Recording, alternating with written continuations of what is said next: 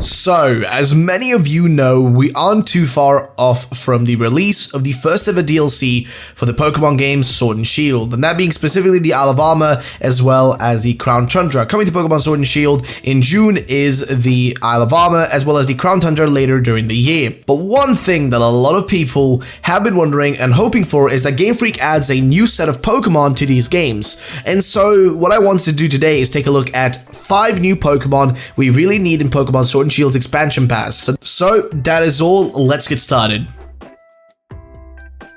First up on this list is going to be the much needed new shark Pokemon. So if you think about what the Isle of Armor looks like, it does feel like a very much tropical area, so it just makes sense that we would get a slightly more tropical Pokemon alongside this new island. And what comes to mind to me is either a new shark Pokemon or the first ever dolphin Pokemon, as either would be fantastic to have in Sword and Shield. Now this design here, which is on the screen, represents a bit of what the shark Pokemon could look like and the direction they could take with it. Here we have an example Fakemon made by Smiley Fakemon of a shark Pokemon and how they could be inspired and what they could look like. This one is called Cresselis and evolves into Crescenodon, with a clear moon inspiration in it, making it overall to me an awesome concept for what a new shark Pokemon could look like. I mean, you can kind of see what they're going for, like a crescent moon type of design with it.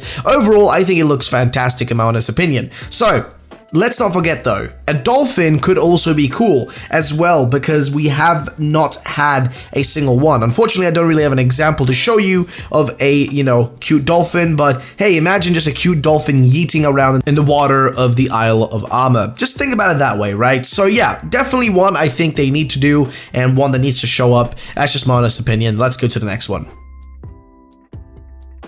Next, we have something that I've kind of wondered why I haven't really seen in Pokemon much besides with something like Camerupt, and that is a camel-based Pokemon. As an example of what that could look like, we have here a design by Doc and Windy, Fakemon, who makes some awesome stuff, of a grass-type camel-looking Pokemon called Sylvungra, which has a really clean and nice design with a kind of similar back to that of Torterra with a sort of like little tree growing on it, which makes it look like really great in my opinion, giving it the sort of world turtle design type of feel to it. So I personally love this one. I think a camel Pokemon would be great. This design looks awesome, and we haven't really had much more than what Camerupt, and that's about it, like Numel, Camerupt, etc. Like it's really not a lot to work with. So I feel like we definitely could use like a brand new camel Pokemon.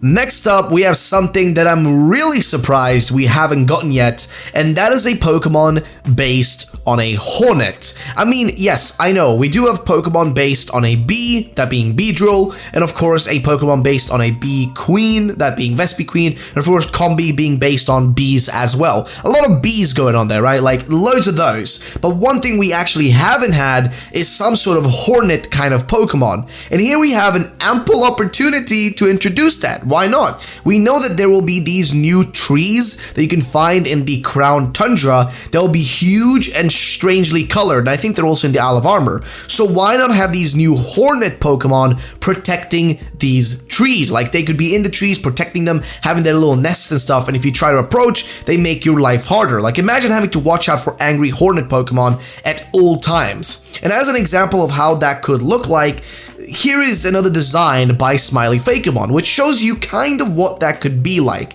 This design gets the menacing feeling of the Hornet across really well and basically shows you that you shouldn't be messing with them, right? Overall, I am honestly surprised we haven't gotten a male evolution for Combi yet, and I think perhaps this could be the perfect split evolution. Like, this would just be perfect. Yes, I know it isn't technically, going from a bee into a Hornet makes not a lot of sense, but my point is, sure, they're different, but it hasn't stopped Pokemon from the past to introduce similar weird split evolutions in the past, so why would it be an issue this time? I feel like it would be a fun thing, and you could still make like a male bee instead of a Hornet. Like, it's really up to you, but I really think a Hornet would be cool. Either way, I just find that a Hornet Pokemon would be a fantastic addition to Pokemon Sword and Shield's DLC, and I want to personally see it happen. I don't know about you guys, but I want to see it happen personally. So what are you guys' thoughts on it? Do you guys think a Hornet Pokemon would be cool, bad, etc.? Let me know in the comments, and let's go to the next one on the list.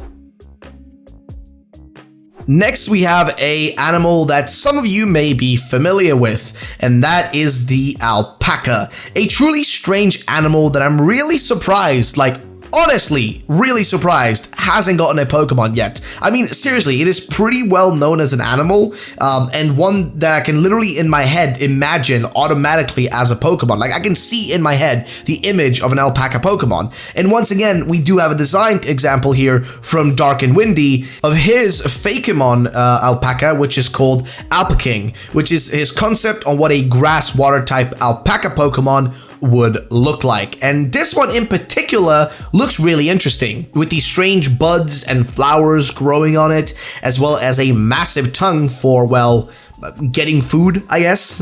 I mean, I don't really know, honestly. Either way, I just find that it's really strange that the alpaca hasn't gotten a Pokemon yet. It just feels really surprising, to be honest. Like, I really would have thought it had one. So yeah, alpaca would be awesome to see introduced as a Pokemon, and I can imagine them roaming the mountains in the Crown Tundra, or rather, like, you know, maybe the mountains or the open fields, depending on how you want to put it. But I think it would definitely fit with that, and I could just imagine in my mind how they would look like out there grazing the fields, having a great time. Personally, I'm on board for it. I want to see alpacas in Pokemon. What do you guys think? Do you want to see them? Let me know. Let's get to the next one. And finally, we have ourselves the Platypus. I mean, the last Platypus Pokemon we had was back in Generation 1, like Pokemon Generation 1 Kanto, Red, Blue, etc., with Psyduck, and that was more based on a duck, I would consider it, considering its naming, right? It was more based on a duck.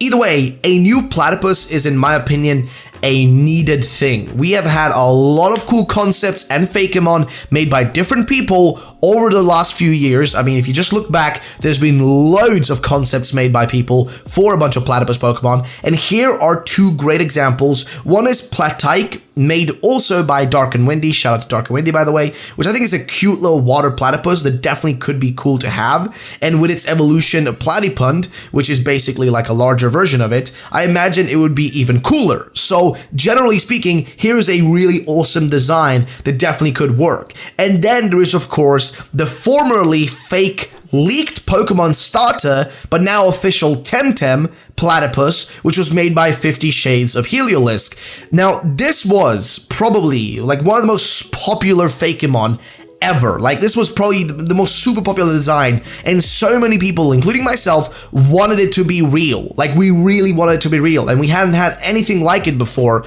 in that sort of style. Sure, again, we have had, technically speaking, Psyduck, but this is different. Like, this really felt different, and like, it's really hard to mess up a platypus design. Like, it's a pretty straightforward thing to do. You know, you can't really mess it up much, and I feel like this one specifically got it all right and all perfectly, as well as the Dark and Windy design, also perfect. Either way, I just find that a platypus would be a fantastic addition to the DLC with this sort of Pokemon like chilling in the lakes of the Crown Tundra. Just imagine a platypus just chilling in the water there. It would honestly be fantastic. I'm really surprised we haven't gotten a platypus Pokemon just yet. I mean, I'm gonna be honest with you. And again, it's really funny because this Fakemon design was now put into Temtem and really looks good in there. It's like almost like a mascot Pokemon of Temtem now, which is really strange considering it started as a fake leak for the next generation Pokemon starters, which was meant to be for Generation 8, which of course ended up being fake because it was just a, you know, fan-made thing by 50 Shades of Heliolisk. My point is, I'm really surprised, like just genuinely surprised that we haven't gotten a new Platypus Pokemon. So that's that one, and that's the last one on the list.